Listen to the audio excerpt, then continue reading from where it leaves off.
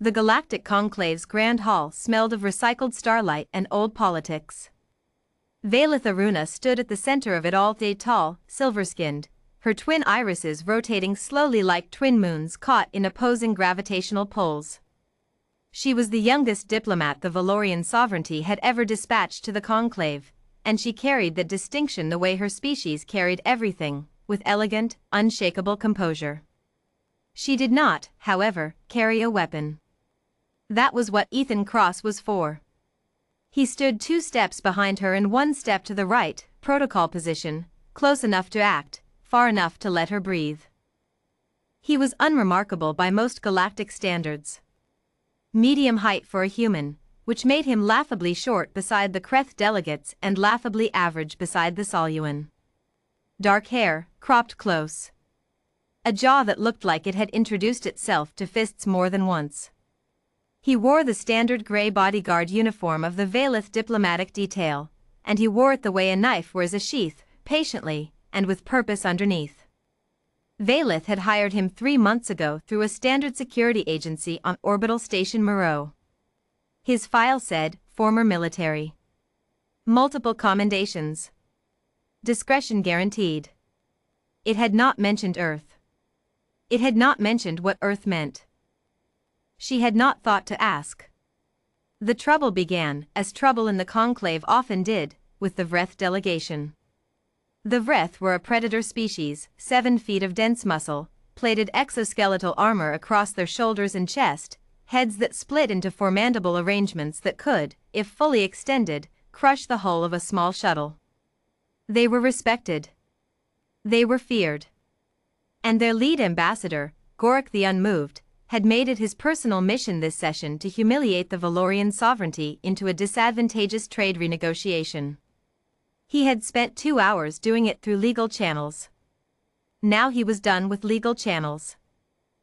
Gorik rose from the delegation table, and the room shifted.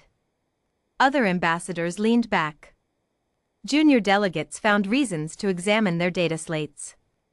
The conclave moderator, a nervous, 4-armed Pelin, cleared his throat and said something about decorum that everyone ignored. Valith Aruna, Gorik said, his translator box converting the grinding mandible clicks into smooth, cold words. The Valorian position is an insult. Your species negotiates like prey animals, from fear, with small gestures, hoping the larger creature does not notice you. We have noticed. Valith's irises rotated once, slow and deliberate. Ambassador Gorik. The sovereignty's position is. Your position is nothing. He stepped around the table. The room went very still. In my culture, Valorian, a negotiator who wastes this chamber's time is removed. Personally. By the senior delegation head. He flexed one massive clawed hand. I am the senior delegation head. He was not technically threatening violence. Technically. The Vreth had a long tradition of implicit physical dominance displays that existed in a fascinating gray area of conclave law. Gorak had used it before. He had used it to make 3 other diplomats resign in humiliation, to send a Soluan attaché fleeing the hall, and to reduce one particularly unfortunate Pelin negotiator to a state of physical trembling that his species had not fully recovered from in 2 years. He took another step toward Valith. Ethan Cross moved. Not dramatically. Not with a shout or a drawn weapon or any of the things Valith might have expected. He simply stepped, one smooth, unhurried motion, and he was no longer 2 steps behind and 1 step to the right. He was between her and Gorik, and he was looking up at the 7-foot Vreth ambassador with an expression that Valith, in 3 months of close proximity, had never seen on his face before. It was not fear. It was not aggression, exactly. It was something quieter than aggression. Something that had been aggression so many times that it no longer needed to perform itself. Sir, Ethan said. His translator chip rendered it into Vrethklik and 17 other languages simultaneously. I'm going to need you to stop there. Gorik looked down at him. The 4 mandibles spread slightly, amusement, in Vreth body language. Little soft skin. Do you know what I am? Vreth. Apex predator. Top of your homeworld's food chain. Ethan's voice was conversational. Congratulations. The mandibles spread further. And you think you can stop me? I think, Ethan said, that you should know what I am before you make that decision. Something in his tone made the room pause. Valeth noticed it, a quality she didn't have a word for in Valorian. Her species had a concept for the silence before a storm, but this was different. This was the silence inside the storm, in the eye, where everything was terrifyingly calm. Gorik noticed it too. His mandibles slowed their spread. And what are you, soft skin? Human. Ethan let the words sit there. From Earth. The first reaction came from the Kreth delegation, a sharp intake of breath, a clicking of their leg joints that signaled alarm. Then the Saluan representative leaned over and whispered something rapid to her aide, who went visibly pale. The conclave moderator's 4 hands all reached for different parts of his desk simultaneously, as if looking for something to hold on to. Gorka's mandibles stopped moving entirely. Valeth watched his posture change. She had never seen Gorka's posture change. In 2 sessions of the conclave, she had seen him receive news of a political assassination, a trade collapse, and a navigational error that destroyed one of his ships, and his posture had remained exactly the same. Stone. Immovable.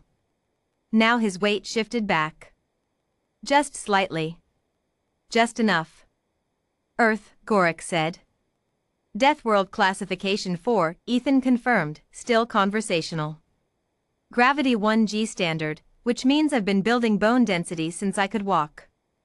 Atmosphere's thick enough that most species need supplemental oxygen to function in it for long. Temperature swings of 80 degrees in a single-day cycle in some regions. Fauna includes several apex predators that outmass your species by a factor of 3. He paused. We're not at the top of our food chain because we're the biggest. We're at the top because we're the most stubborn. The room was very quiet. Humans, Ethan continued, his voice never rising above a moderate speaking volume, spent about 200,000 years being prey. We got chased. We got eaten. We got cold and sick and starved, and every predator on our world had better teeth, better claws, better senses, or better armor than we did. He tilted his head slightly. You know what we did about it? Gorik said nothing. We invented endurance hunting. We'd chase prey animals for hours, days sometimes, just running at them, steady pace, until they collapsed from exhaustion. We can't outrun most things in a sprint. But we can run forever. A small pause. We also invented agriculture, germ theory, nuclear fission, and interstellar travel. All because something bigger than us told us we couldn't. He had not raised his voice once. He had not moved aggressively. He had not reached for a weapon.